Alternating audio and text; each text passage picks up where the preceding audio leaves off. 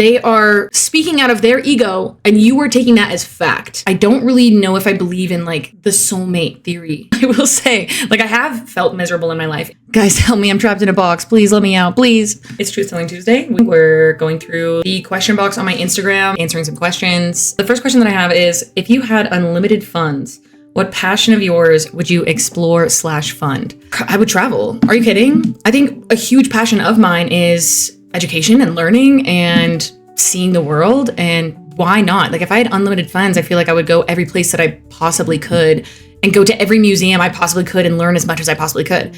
Because I want to know, where do we come from? I feel like I have such a deep love for life itself and for humanity and for our evolution over time and civilization and all this stuff. I want to know everything. And so I think that that's what I would probably do. I think that we all have been faced with that question of, what would you do if you had the money? Like if you actually had money, what would you do with it? And part of me, I think, would like to be a humanitarian and I want to like save the world, you know, donate and start charities and start projects and all these things. Like if I have the passion to do it, why not if I have the funds to do it? But yeah, I think the number one thing would probably just be to travel. Meet as many people as I can. Hear as many stories as I can. The next question, what has you moving so determined in life? I think just contrast, honestly, because I remember what it was like to live a life that did feel unfulfilling or did feel miserable. I will say, like I have felt miserable in my life in not putting my energy towards anything or not being dedicated to anything, not even having any idea or goal or anything that I like felt a burning desire to do. I remember what that felt like, and it was aimless and directionless, and I felt lost as a person. I think the determination comes from understanding that this life is what I make it. Right? I have such a passion for life itself. I get to choose. I get to show up every single day. I get to fill my days with things that I love and making effort towards goals and whatnot. No one can do that for me. It's the understanding that I can't rely on my life to be good unless I make an active, conscious effort to make it good for myself. That makes me determined. Knowing that I'm capable, believing that I am capable of making a good life and, you know, filling my days with joy and creativity and connection and all those kinds of things. That's what makes me determined. Because I'm like, I understand how it feels now. What's the alternative? I can't just give up and be like, fine, I'll just settle and be miserable. Fine, whatever. Now that I've lived it, now that I know what that feels like, there is no going back. Those moments where you're just anxious and it feels like all the plates that you're balancing in your life are like crashing to the ground.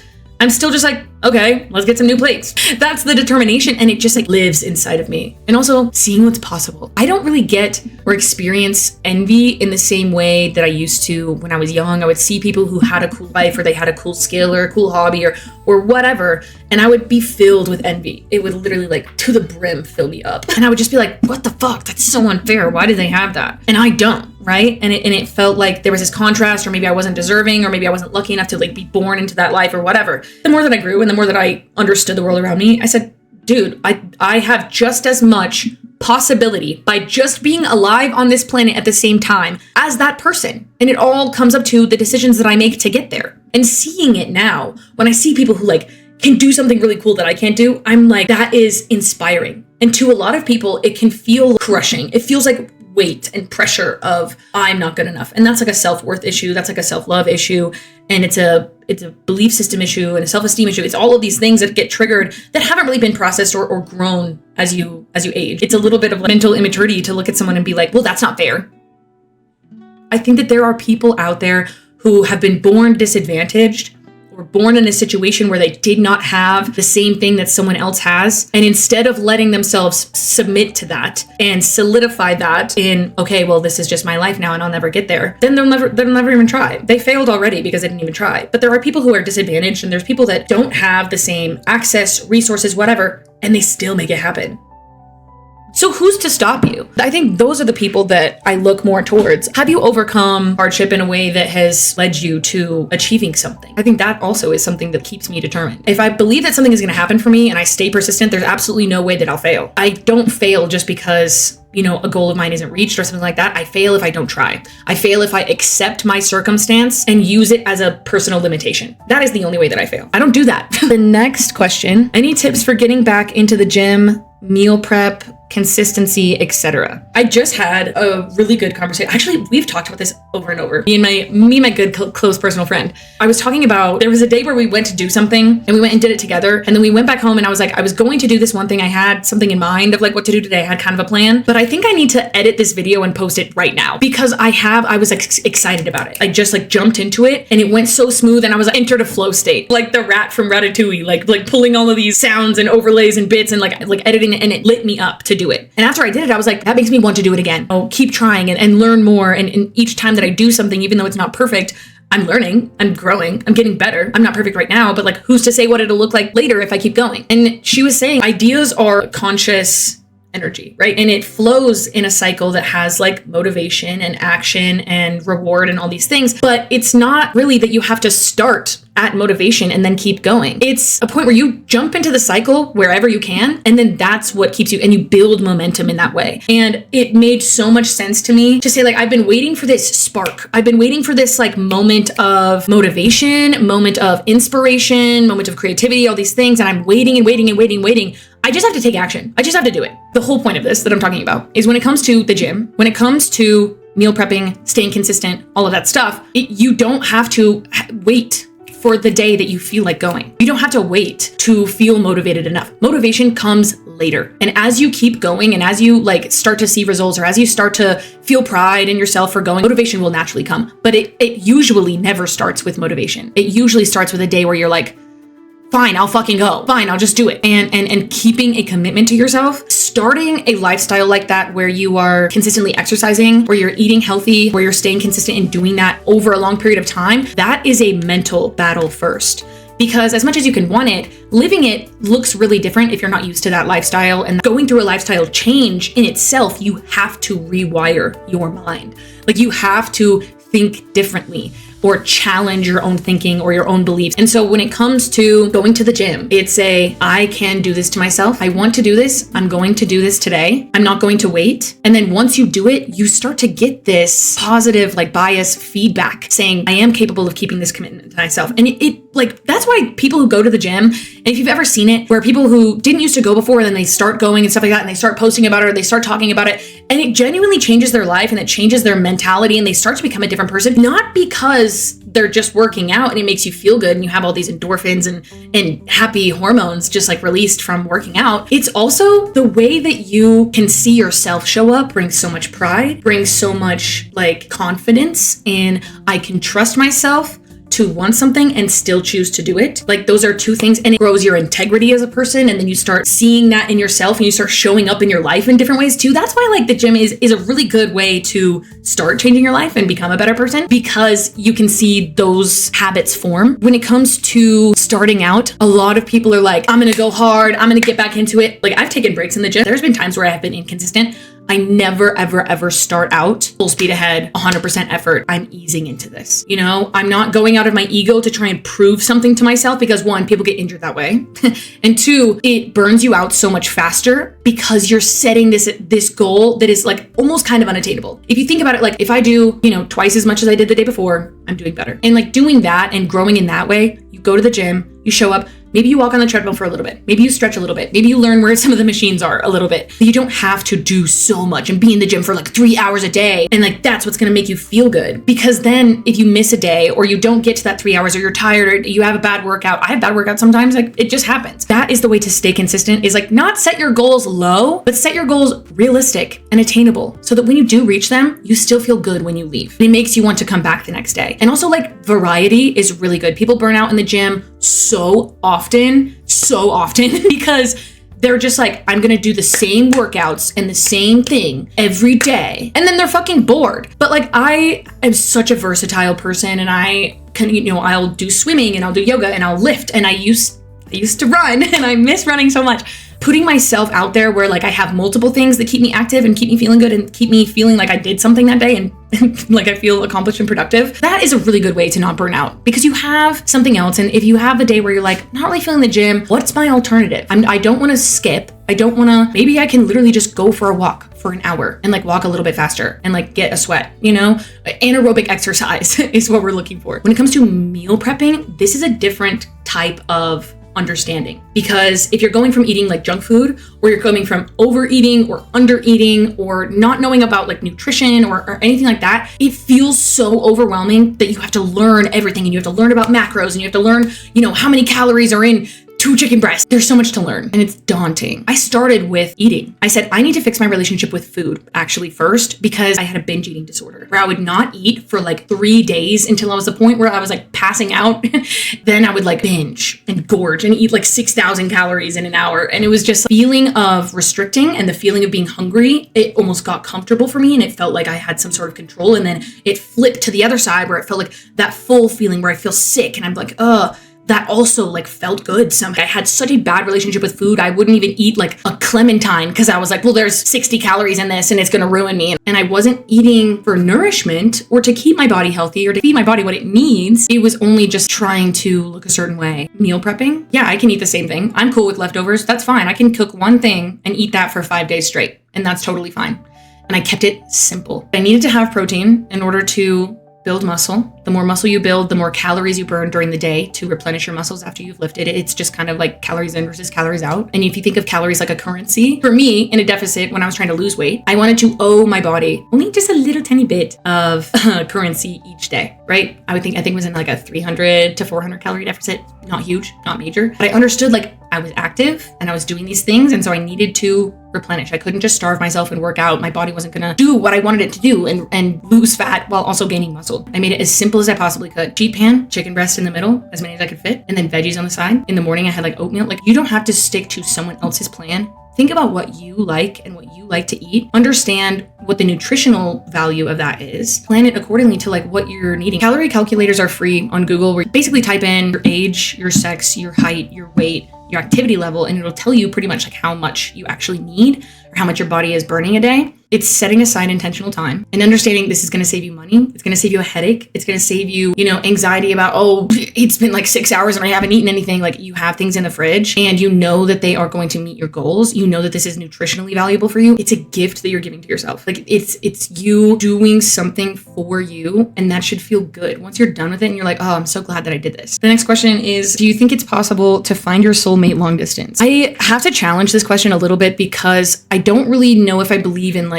the soulmate theory, and as much as it's a beautiful thing to think about and to be like, there's like one person for me out there, and like you're finding them, and we have this romanticism with the media that we consume and like Disney princess stories when you're a little girl, like it's kind of, conditioning you to expect this in your life. But the more that I have lived and the more that I've like made connections with people, I understand that you have an opportunity to be a completely different person with anyone, to live different lives with different people. And it's all about timing and compatibility and things like that. And, meeting someone that has aligned values with you and aligned interest with you. When it comes to you saying like, do you think it's possible? Even the concept of finding your soulmate not long distance and like in the city that you live in, sometimes it's kind of a statistical anomaly to find someone that you are compatible with and you have the same values and interests, and your life trajectories are kind of going the same way. And that's why people typically choose to be together, is because they're like, I like the life that you live. I like the life that I live. We can build something together. And you can do that with people long distance. So like, sure. But the whole like soulmate and this whole concept of like, there is one person out there for you, or like, this is the one, I don't believe in that. And I haven't for a while, because it's like, you could find someone who, is different than you or communicates different or lives a different life. And then once you start to like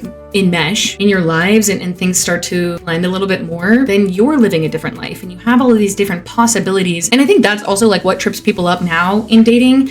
And we've talked about this before. People have this illusion of options or illusion of choice. And you never know that even if you find someone that does meet your ideal partner or checks off boxes for you or aligns with you, what if they don't like you back? Kind of a rare thing to find someone who is at the same place at the same time. And that's a whole timing thing. And that's why people get hung up and stuck on this whole, like, this is my soulmate. Like, this was divinely orchestrated. Like, what are the odds? What are the chances that you meet someone at this one place? Like say you met, at a bar and you weren't even going to go to that bar one day, or like say you met online and like you could have just been scrolling on Instagram and never saw them. Like, it's something that can trick people into thinking like, this is divinely orchestrated and I'm meant to be with them, and and it makes you cling on to this expectation. And then now this partner has to fill this role of your expectation when you never even communicated that. They can't read your mind. They don't know what's going on. So I just don't really have that same. I know lots of people though who have met long distance and like made things work, or like, want, like they're going to school, or some people got a job in a different city, or like across the world, do believe that you can make that work. But I think that when you talk about like soulmates, when you talk about the one, you could have done that with a lot of people and live a very different life. I will say that gets me tripped up sometimes. I will admit I've fallen trapped to like the comparison thing, or the, am I doing the right thing? Like, is this right for me? Like having this, again, illusion that there's so many different options out there, or I could go and have all these different lives and be with these different people and whatever. But it comes from like just me lacking appreciation for what I do have or what I did find, and understanding that like most of the time a genuine connection is hard to come by because there's so many different facets. You can like someone, but say you have like completely differing values and you don't agree on family or politics or religion or, you know, belief systems, or like those are core values that like if they don't align, you can like someone, but you're like, that's an incompatibility, right? And you can like, they can be attractive, they can check off all these boxes, but if you don't align in values, that's not right. You can find someone that you align with their values, but you're just not attracted to them. It's statistically rare to find someone who does meet you in all of those facets. And so there's been times where I've found myself being, I guess, ungrateful, or just those moments where I'm just like using comparison to get me out of uncertainty and feeling doubt and things like that. And I'm like, oh, well, maybe it isn't good. But basically, short answer, yes. Long answer, no. Life is in our control. It's just about realizing. Oh my God. Okay. I know that this is controversial because he's in a big controversy right now, but Timothée Chalamet, he said one time in an interview, like, when you realize that life is coming from you and not at you, that struck me so hard. Because yeah, being a victim of your own life, being a victim of your own circumstances, not choosing differently, not saying I want something different, I want something better, you get to control that. And it's daily. I think that people look at their lives as such like a whole, and they don't realize that it's like, it's just a daily thing. How am I gonna show up today? What's the way that I can make this day best? It isn't this whole focus on the future or focus on what your life is supposed to be. And like when you get to the end of your life, then you're like, oh, I'm satisfied. How can I be satisfied today? How can I make today really good? This is what I got right now. This is where I'm at right now. Like, how can I do this? I think you're forgetting they programmed us outside of that understanding, and it's not that easy. Yeah, it's not that easy. And you have to make a conscious effort to set aside the way that your subconscious has been programmed. And I talk about this constantly. I have so many videos about this. Your subconscious and the way you perceive the reality in front of you and the day in front of you is set by what you surround yourself with, the people that you surround yourself with, the friends that you have, the media that you consume, the songs that you are listening to, the music you surround yourself with, the daily actions, your habits, all of these things form who you think you are at a deep core level, a subconscious level, a not conscious level. And that is what makes you like show up differently in the world. You say you'd make a great therapist, Shelby. I have thought about it over and over and over again. I do think that therapy is so important and people should go to it, because therapy to me, and good therapists, are people who educate and give you tools to process the world differently. We go to school because we are learning things that our parents don't teach us. Therapists are like a teacher. They are not there just to like make you feel better and let you vent. And sometimes they do, but it's a lot of like, they have to listen to what you're feeling, what you're going through, to understand how you process the world, and then give you a different tool to work through that, to grow in a way that is not making you miserable or making you repeat the same cycle in your life or keeping you stuck in a pattern of self-sabotage. Therapy is great. And a lot of people don't want to admit that they need therapy because they don't want to admit that something might be wrong with them, or they don't even understand how like early childhood development shapes you as a person. The first 3 years of your life set the precedence for how you connect to everyone in the future, unless you actively learn something else. It's the first bits of information that your brain ever has. Watching your parents, watching your siblings, if you have them, like all of these things show you what connection is supposed to look like, and you repeat that cycle. You look for something to validate what you have learned in that way forever until you actively change it. You have to make the conscious effort to change it and reshape it and relearn it. The way that we see our parents interact with each other, interact with the world, interact with us, the way that we see them prioritize things in their life, the way that we see our needs get met, our emotions get validated, our emotions get heard, all of that, all of those things, that shapes us so much, and we don't realize it, or people just like forget about it. They're like, whatever, like I had a traumatic childhood, but that doesn't mean that I'm gonna have a traumatic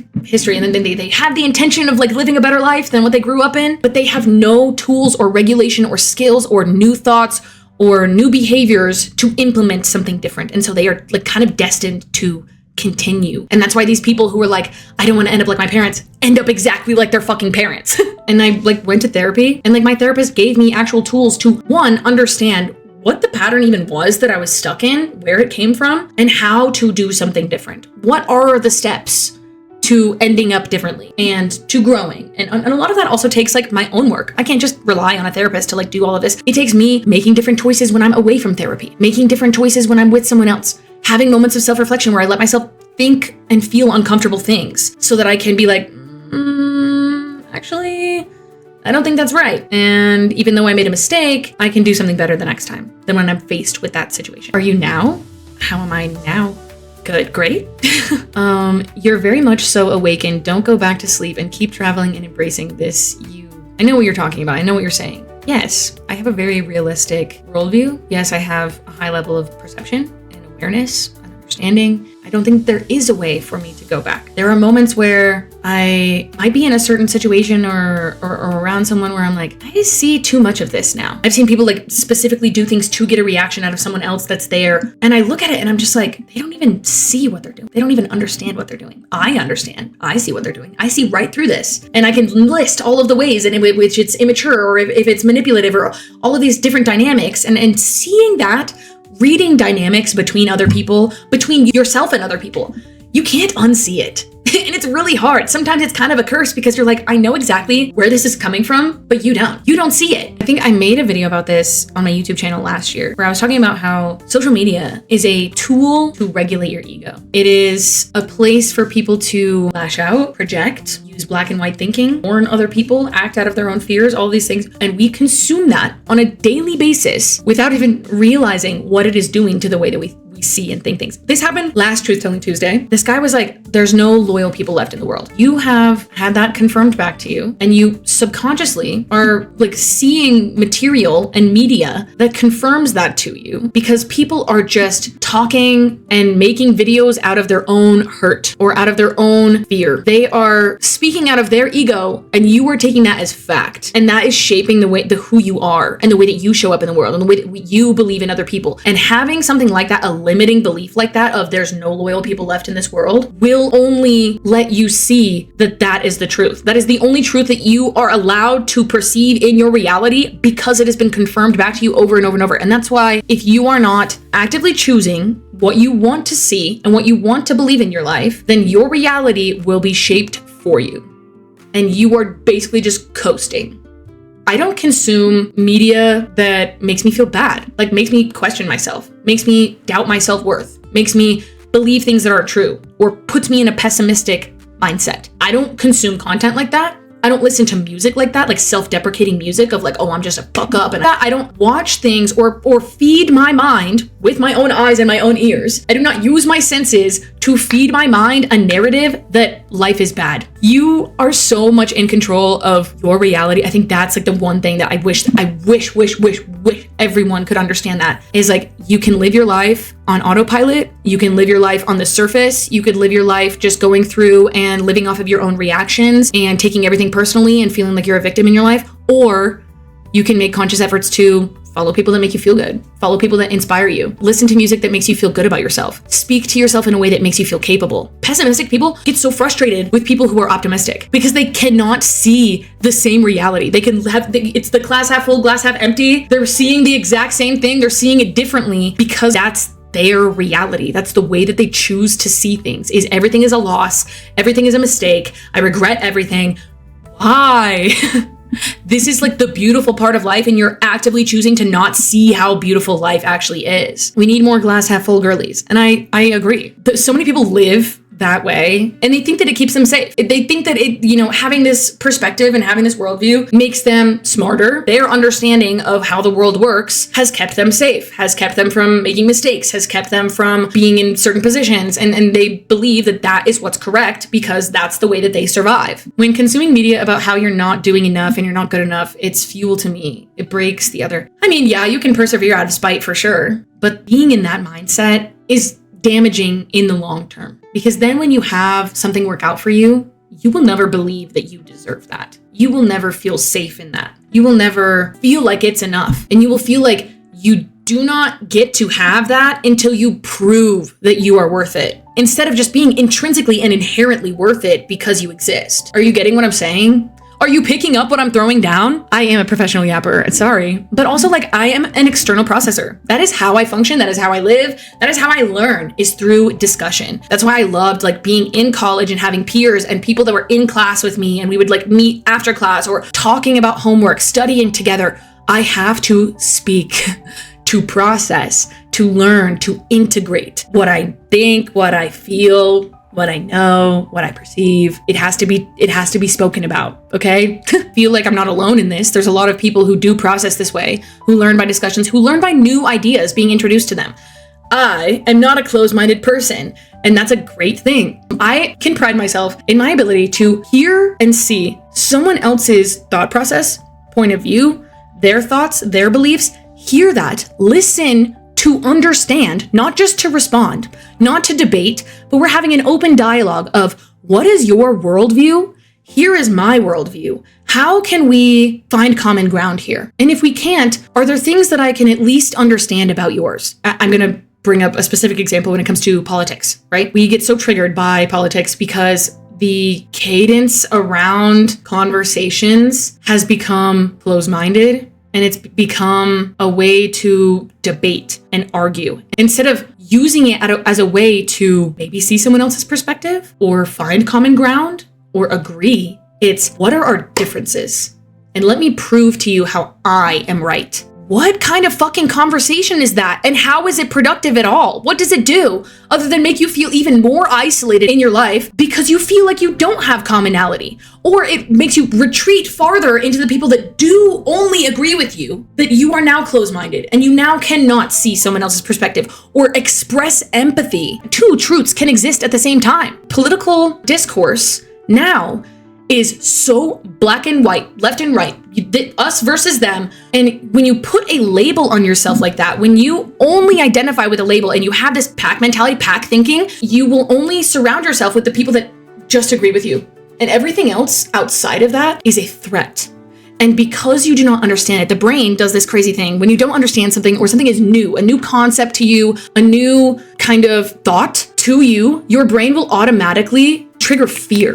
And the way to bypass that, humor. Isn't that crazy? If you can laugh about something that you don't understand yet, it will automatically lower the threat to your nervous system, to your brain, to allow you to even think about it, to allow it to become a conscious thought, to allow you to process it or integrate it in your own life. That's why like comedians who use like political commentary and stuff like that, that is so important in our lives, because to have something that is controversial and you haven't really been introduced to this kind of concept before yet, your brain will automatically see it as dangerous and you don't even want to think about it. You don't want to talk about it. You hate it. Like the brain will hate something that they know nothing about just because it is unfamiliar. That's crazy, but that's what happens. And so having these defenses lowered by being able to laugh about something and being able to kind of understand something, then you're allowed to like be a little bit more open-minded. Social media, unfortunately, has driven people to this point where they are not able to do that because the algorithm feeds you what you already like. Take the bean soup controversy. A couple of years ago, this creator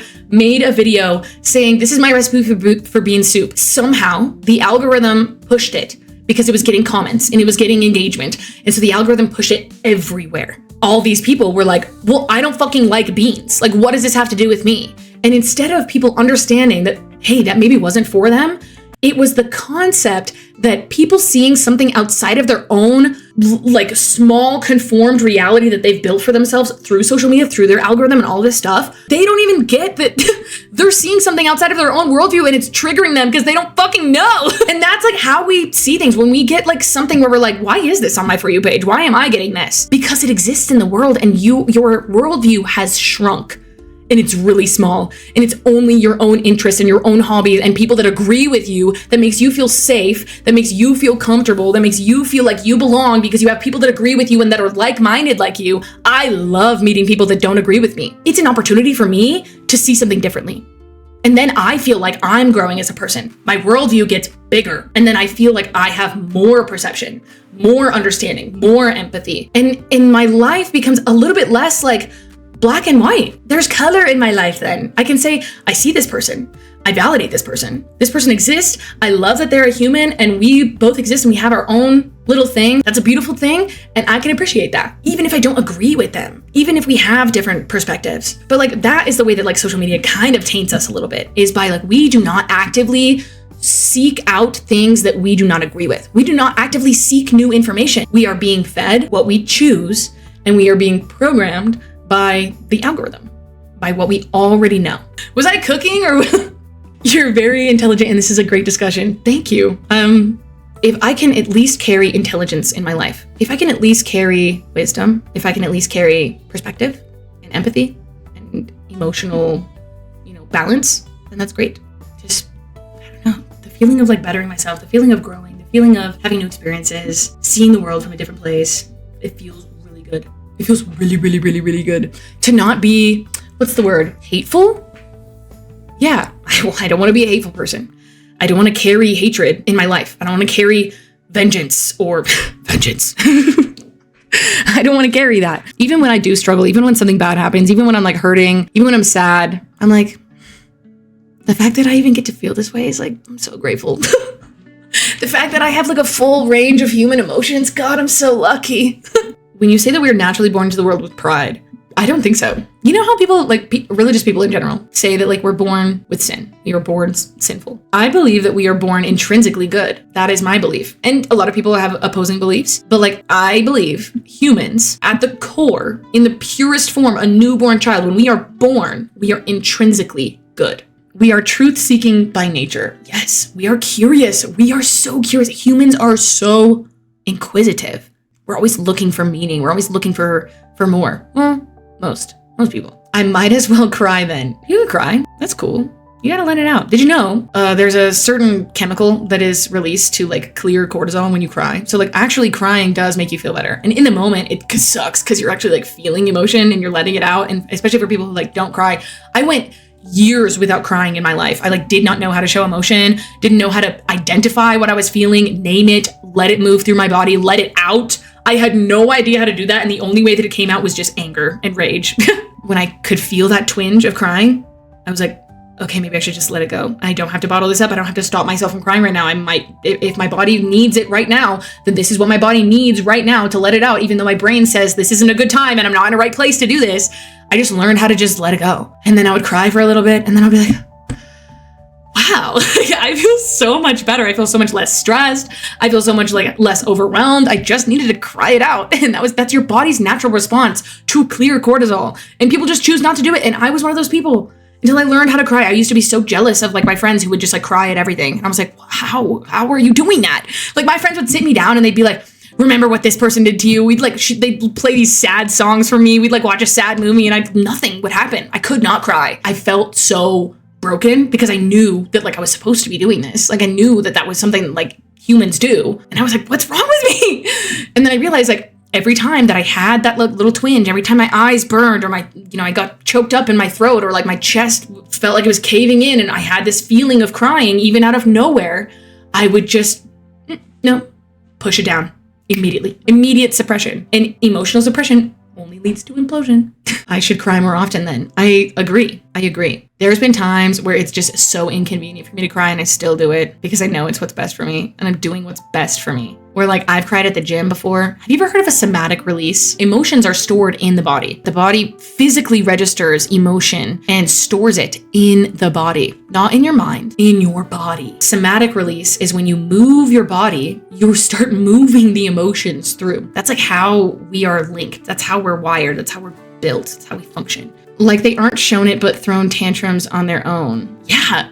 A tantrum is a huge ball of emotion that has nowhere to go. We're like, I'm a full-grown adult. I'm almost 30 years old. And when something happens to me that does make me emotional, it does make me feel something, I'll literally out loud be like, I want to throw a tantrum right now. Like, and like we choose to not feel that because it's inconvenient, because we got work. We can't cry. We can't throw a tantrum. We can't roll around on the floor and hit the floor because things didn't go our way. Like we can't do that. We don't have time for emotions. Emotions are inconvenient to people. I think that if you master your emotions, not in a way that you control them, not in a way that you suppress them, mastering emotions is identifying when it happens, when you're not in your brain thinking, and we can say, oh, my body feels something right now. What is it? Where is it coming from? How can I let it out? How can I give myself some space to feel this really quick so that it can go away instead of suppressing it and bottling it up and holding on to it? Like literally, when you feel emotions, I think the peak of an emotion is like 90 seconds. Basically, think of it like a butterfly coming to fly on you, right? And it lands there for a minute and a half and then it flies away. That's like any sort of emotion. And people think emotions are bad. The spectrum of emotions, massive. The way that we have happiness, joy, content, peace, excitement, fear, sadness, anger, frustration, jealousy, envy, like there's so many different emotions. There's more than I can even name. When that comes to you, you have 90 seconds. Are you gonna hold on to that butterfly or are you gonna let it go? And people who hold on to it, now they have 1 million butterflies inside of them. And then they're like, why do I feel like shit? Because they need to get out. Let them fly away. Listen, miss, how old are you? I'm 27. I'll be 28. Oh my God, it's my birthday next month? What? Real-time processing that I turned 28 in the month. I used to think of aging as like the worst thing that could ever happen to me. I think for the first little bit of my 20s, I was like, what the fuck is going on? Like, I'm just making mistakes left and right. I woke up on my 25th birthday and I was like, my prefrontal cortex just cooked, bro. I was starting to see differently and think maturely and think ahead and think of what's best for me. When my brain was actually fully developed, I was like, wow, this is crazy. Why didn't I have this before? I had this realization, I think a couple years ago. It was probably when I turned 25 or maybe 26, where I was like, honestly, I'm not afraid to turn 30. I can't wait to turn 30 because then this whole decade of me just fucking up and learning and growing and this whole uncomfortable time in my life where I was kind of just like, will be over. I have friends that are in their 30s. I've talked to them and I'm like, when did life start to get like easier for you? Like when did it start like, chilling for you? And they were like, it's probably around like 28. And I'm like, yes, it's my time. Like, I feel like I have a really good sense of who I am now. I don't feel lost anymore. I have direction. I have goals. I have ambition. I have a community that I have built. I have so much. I feel like I have so much to stand on where I did not have that when I was like 21. Think back to when you were 18. Are you where you wanted to be or thought you would be at 28? I'm far beyond where I thought I was going to be. So far beyond. When I was 18, my concept of the world was so pessimistic. When I was 18, I was like, I don't want any friends. I don't want to get married. I don't want any boyfriends. I don't want anyone in my life. I just want to be alone. I want to be independent. I don't want anything in my life that I can lose or fuck up or anything. Like the concept of loss, the concept of, relying on other people, the concept of trusting, the concept of everything made me afraid. And I could admit that when I was 18, I was just like, I'm scared of everything. I was scared of everything. My whole mission in life, I was like, you know what? I'm just gonna find a good job, get a whole bunch of money, live by myself, not even entertain the thought of anyone else and relying on anyone else. It's just me. My worldview when I was 18, crazy. The fact that I have filled my life with so much community, the fact that I have filled my life with so much connection, the fact that I've got to experience love, the fact that I've got to make good friends and feel fulfilled and have goals and feel like I have purpose and feel pride and accomplishment and building a home and building safety and trust with myself so that I can enjoy my life instead of just saying I'm never going to feel safe and I'm never going to trust because that's what will keep me safe, and putting myself out there. And I am a completely different person than I was 10 years ago. And I am so proud of that. I'm so happy with that. I'm so glad that I do not live in that mentality anymore. I'm so much farther beyond what I thought that I was going to be at 18. I love this. You just gained a new follower. Let's go. I'm so glad you guys are in here. You guys want to ask me more questions or pick the topic that we talk about. My question box is always up on my Instagram story on Tuesday mornings. So you get to pick this before we start our stream and get a little bit more control over what the topic is. I know that I'm talking about myself, but I'm also talking about other people. And I hope that in some way I can at least provoke thought or inspire other people to maybe have a moment of self-reflection or a moment for themselves that they can relate to me and just build community, feel less alone. I know a lot of people feel disconnected on social media, and this is me just being like, I am a person that exists. I'm a real life person. I know that I'm on the internet right now, but I do exist and I'm here and I'm with you. We're all just going through this together. Thanks so much for hanging out, for joining the chat. I know there's still 100 people in here. That's wild. Loving you guys so much. Seriously. Have the best rest of your day. Okay, bye.